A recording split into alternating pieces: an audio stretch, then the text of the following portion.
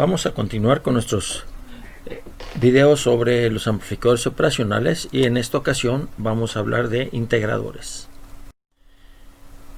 Les recuerdo que en los videos anteriores hemos cubierto los amplificadores y los sumadores, así como el subtractor. En esta ocasión vamos a hablar de los integradores, tanto el invertidor que tenemos aquí y para el cual el voltaje de salida es negativo, de ahí el integrador 1 sobre RC, la integral, o sea, de ahí invertidor e integrador. Y fíjense ustedes que tenemos una condición inicial que podemos controlar en ocasiones por medio del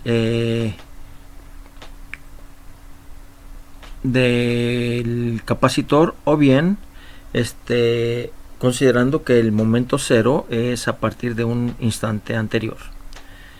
Cuando la condición inicial no es realmente de interés y estamos concentrados solamente en el aspecto de integral, podemos poner simplemente la integral de manera indefinida.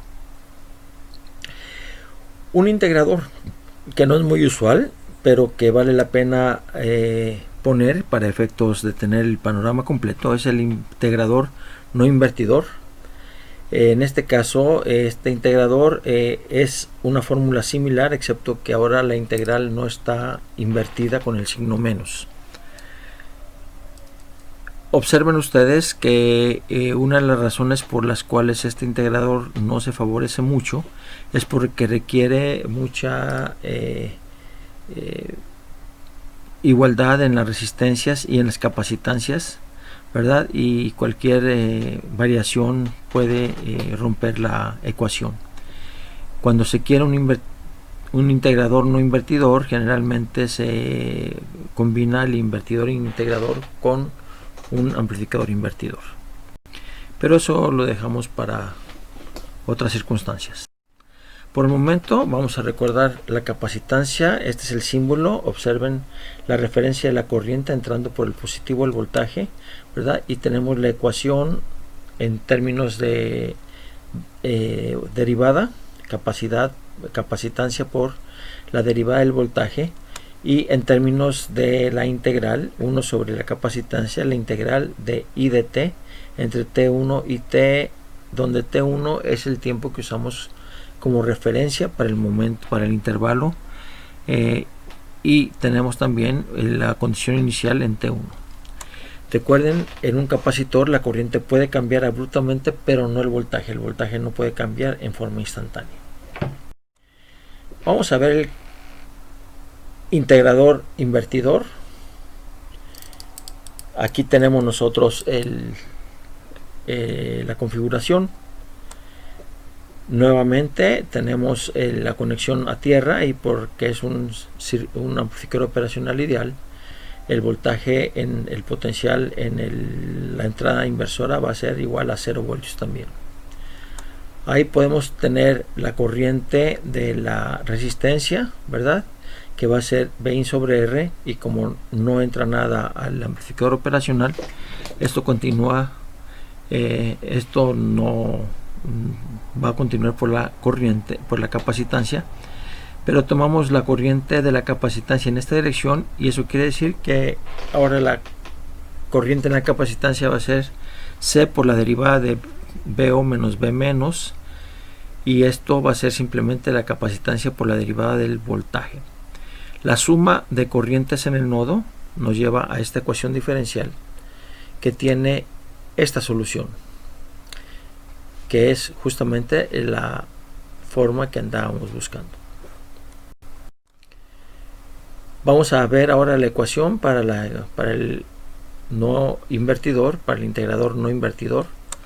No inversor, tenemos en el nodo B- las corrientes, y estas corrientes son iguales, y entonces la capacitancia de VO menos V menos de T va a ser igual a V menos, lo que quiere decir que si hacemos un poquito de álgebra, tenemos esta igualdad. La RC por la derivada del voltaje de salida va a ser igual a RC por la derivada del potencial en la entrada invertidora más ese mismo potencial. Si ahora vamos al lado positivo, tenemos ahí dos corrientes y podemos igualar esas corrientes, y vean ustedes que a la derecha tenemos Bin y RC por la derivada de B más con respecto a tierra más B más, y como es un amplificador operacional ideal, podemos nosotros igualar entonces la 1 y la 2 y llegar a esta ecuación que está aquí. RC por la derivada del voltaje de salida es igual a Bin, lo cual nos da entonces la integral, la forma de la integral, y esta vez positiva sin inversión. Como dije anteriormente, este no es un circuito que se utilice mucho, vale la pena tenerlo para tener el panorama completo. Vamos a tomar un ejemplo. Se nos dice que al integrador invertidor se le ha puesto a la entrada una onda cuadrada que tenemos oscilando entre menos 5 y 5, es decir 10 volts de pico a pico, y el integrador tiene una resistencia de 10 kiloohmios y 0.1 microfaradios. Se nos pide dibujar la curva de salida, suponiendo que empieza con el capacitor sin carga a los 0 milisegundos, y también se nos pide que en una segunda etapa cambiemos la curva de salida a que solamente tenga una amplitud pico a pico de 2 voltios. Así que vamos a empezar a trabajar con este y nos concentramos primeramente en la parte A. En la parte A la resistencia es de 10 kiloohmios, la capacitancia de 0.1 microfaradios, de manera que el producto RC va a ser igual a 1 milisegundo. Nos concentramos primero en la primera parte, el primer pulso. En este pulso tomamos la integral, que va a ser de negativo 1 sobre RC, que es 1 milisegundo, la integral de 0 a T, y en ese intervalo el voltaje vale 5 voltios.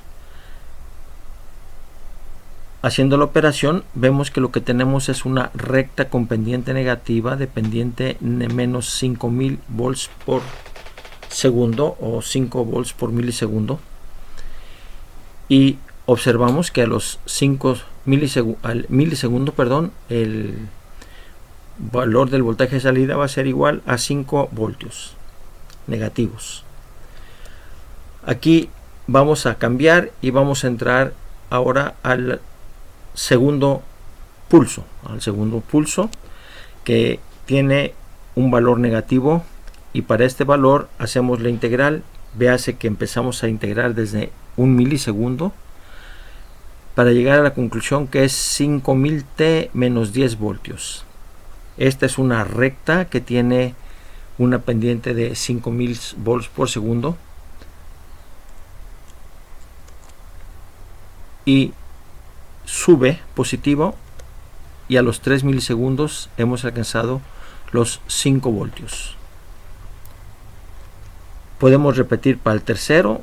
Yo lo pongo aquí, les sugiero que hagan ustedes el dibujo correspondiente y obtener finalmente esta curva triangular, que es la que resulta de pasar la curva cuadrada por el integrador.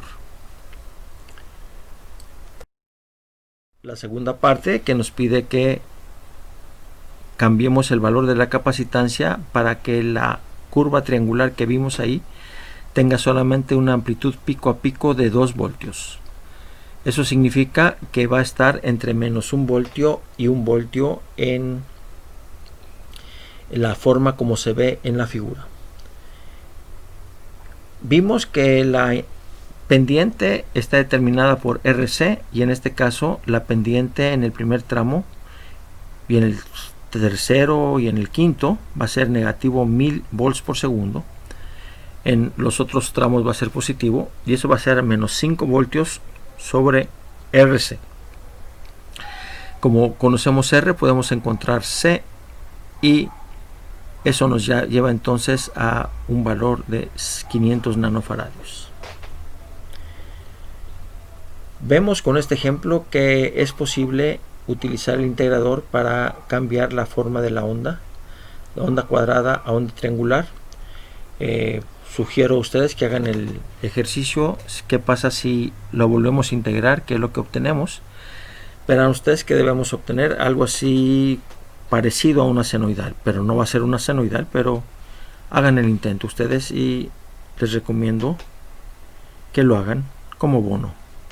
2 puntitos. A entregar el lunes próximo. En resumen, presentamos el integrador inversor y usamos un ejemplo con este circuito. Obviamente hay más ejemplos, eso los dejamos como ejercicios, y también mencionamos que existe un integrador no inversor que no se usa mucho por razones de tolerancias y de sensibilidad respecto a los valores. Nuestro siguiente video va a ser el que trata de los amplificadores diferenciales e instrumentación.